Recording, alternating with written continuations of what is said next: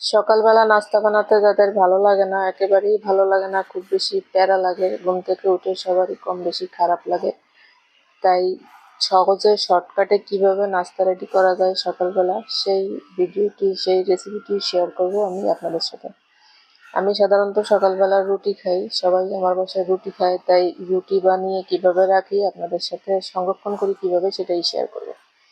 আমি রুটি বানিয়ে অনেকগুলো রুটি একসাথে বানাই, যে রুটিগুলো 3 থেকে 4 দিন, 5 দিন, 7 দিন ভালো থাকে, 2 সপ্তাহ পর্যন্ত ভালো থাকে। কিন্তু 3-4 দিনের রুটি আমি একসাথে বানাই, 3-4 দিন পরে আবার রুটি বানানো হয়। রুটিগুলা তাওয়ায় দিয়ে এপাশ ওপাশ, দেখেছেন আপনারা ভিডিওতে কীভাবে সেঁকে নিয়েছি, 3 সেকেন্ড 4 সেকেন্ড করে এপাশ ওপাশ থেকে নিয়ে আটার যে মূল পানিটা ওটাই টেনে যায়, ওটা টেনে গেলে আর একটার সাথে একটা রুটি লেগে যায় না। তাই সেঁকে নিয়ে রুটিগুলোকে বাতাসে ঠান্ডা করতে হবে। আমি বাতাসে একটা পরিষ্কার ধোয়া কাপড় বিছিয়ে সেখানে রুটিগুলো একটা করে বিছিয়ে দিয়েছি। কিছুক্ষণ পরে আবার উল্টে দিব, যাতে রুটিগুলোর এপাশ ওপাশ সুন্দর করে ঠান্ডা হয়ে যায়। রুটিগুলো যখন একে একে ঠান্ডা হয়ে যাবে, তখন রুটিগুলো আমি কিভাবে বক্সে রাখি সেটাও আপনাদের সাথে শেয়ার করব। রুটিগুলো বক্সে রাখার জন্য আমার 2টা কাগজ লাগবে।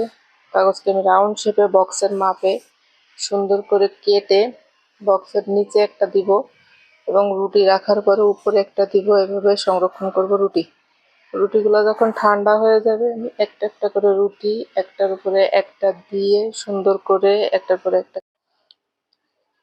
পরে একটা রুটি রাখবো। যখন রুটিটা ভালো করে ঠান্ডা হয়ে যাবে, রুটিটা ঠান্ডা হয়ে গেছে, আমি একটার পরে একটা রুটি রাখা শুরু করেছি। একটা পর একটা রুটি রেখে গোছানো হয়ে গেলে আমি কিভাবে বক্সে রাখতে হয় সেটাও আপনাদেরকে দেখিয়ে দেব। ততক্ষণ পর্যন্ত ভিডিওটা না টেনে পুরো ভিডিওটা দেখবেন, এটাই আপনাদের কাছে আমার রিকোয়েস্ট। না দেখলে বুঝবেন না রুটিটা কিভাবে রাখতে হয়।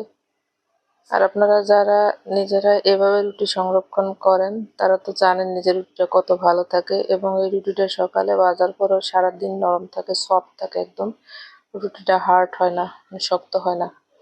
তাই এভাবে যারা না জানে তারা ভিডিওটা দেখে আশা করি উপকৃত হবে এবং এভাবে সংরক্ষণ করে নাস্তা বানানোর ঝামেলা থেকে কয়েকদিন দূরে থাকতে পারবে।